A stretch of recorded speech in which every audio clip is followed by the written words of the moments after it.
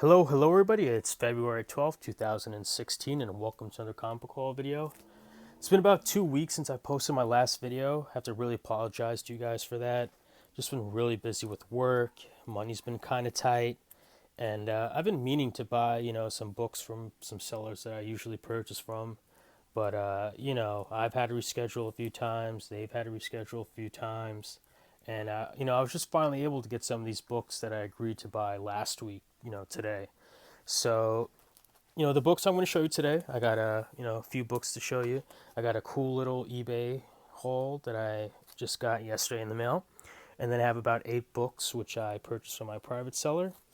And so let me get to the eBay books first, because this is really cool. I was really happy to get these books.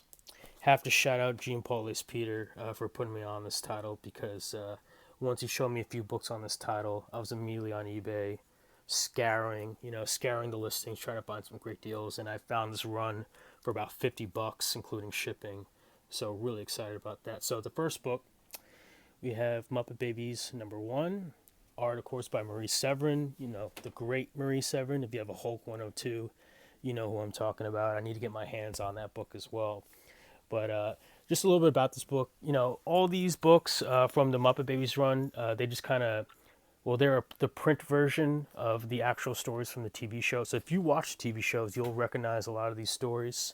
So this is Muppet Babies #1. The next one we have here is Muppet Babies #2. And this is a cool book, mostly because, or I should say primarily because, this is actually like the first time that there's any reference to Gonzo possibly being from outer space. I mean, if you watch the Muppets, you know that one of the running jokes is, nobody knows what the hell, Gonzo is. Is he a chicken? Is he a rooster? Is he a turkey? Who knows? They usually call him a thing or it. And that's one of the big running jokes. But, Jim Henson has referenced a couple times. And if you've seen Muppets in Space, you saw that as well, that Gonzo's actually, an alien from outer space. But that wasn't really too well received by a lot of the fans, so they just kind of went back to, him being completely ambiguous. Nobody knows what he is. And I actually kind of prefer that myself. So the next book, Course in the Run, got #3. It's Kermit and the Beanstalk. I actually remember that episode. And we have Muppet Babies #4. Muppet Babies #5.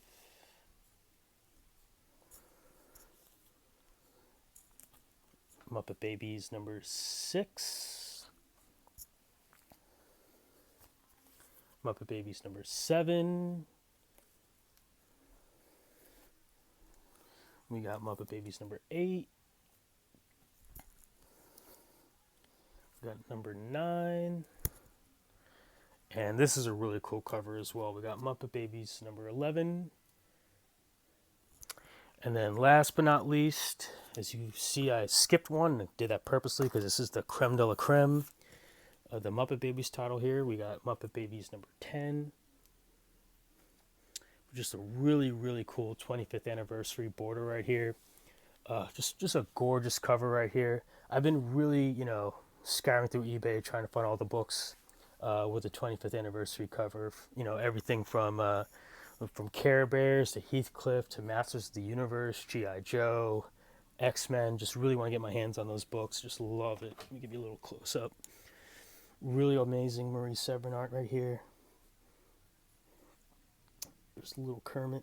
Just a beautiful cover. It's really well done. So that's the end of my eBay haul. Just really cool. Got all those books for about $50, including shipping. And that #10 itself goes anywhere between 30 and 50 itself, based on condition. And all these are about VF minus to near mint minus, and that #10, I would, probably put it at a VF plus, VF near mint. So really happy to have those. So let me get to the books I got from my private seller. So the first book that I got from my private seller, we have New Mutants #16, the first appearance of the new Warpath.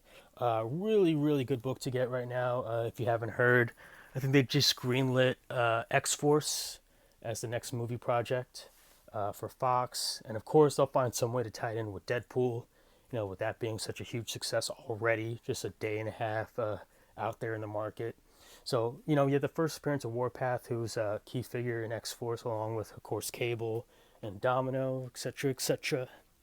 It's a cool book to have there. Next couple books I got book 3 of Batman Dark Knight Returns. This is the quote-unquote death of the Joker. You know, he's died a few times, so that's why I put little quotes there. But really cool book. This is probably the least expensive of the 4-book series. But really like that Bat Signal cover. Really cool. And then I also have Batman The Dark Knight Returns, number 4. Or you could call it, you know, The Dark Knight Falls. We have that classic Frank Miller Batman versus Superman silhouette cover. And you see you have, you know, you got the Batman armor right there that you can see. And this book is probably, you know, this book has shot up a little bit since, you know, Batman versus Superman was announced.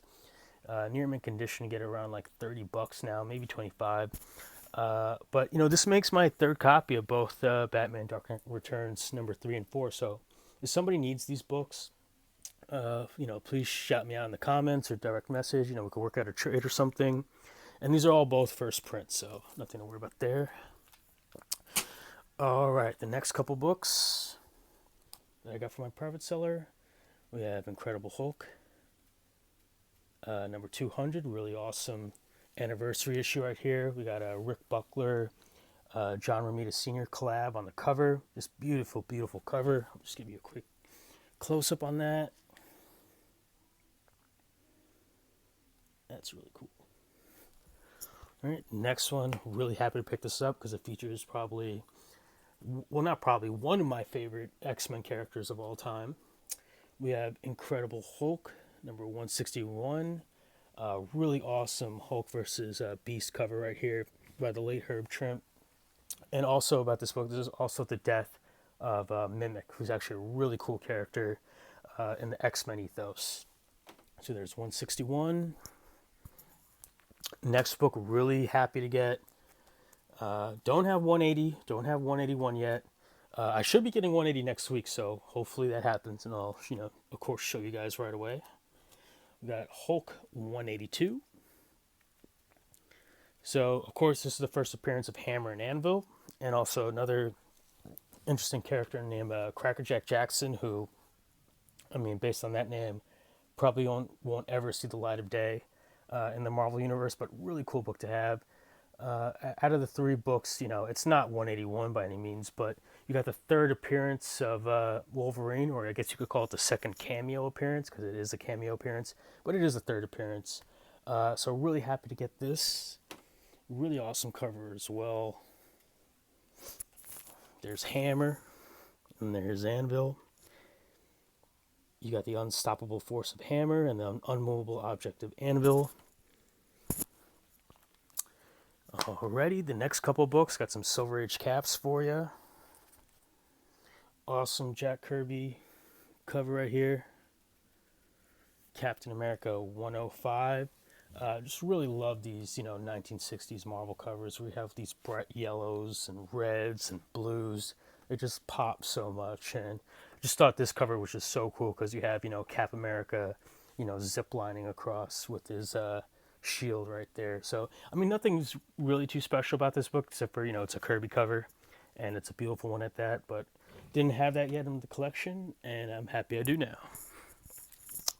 And finally, the last book in the haul.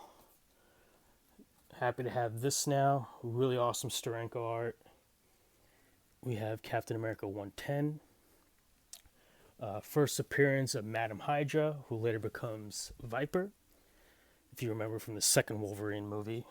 Just get a little close up so you don't see the glare. I mean, the only complaint, if I want to be picky, is that this arm right here, Hulk's arm, it's kind of wonky. Just like, you look at the proportions of his body, it's huge.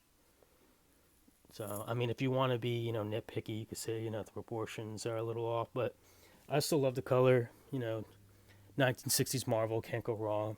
Beautiful, beautiful book. So that wraps it up, guys.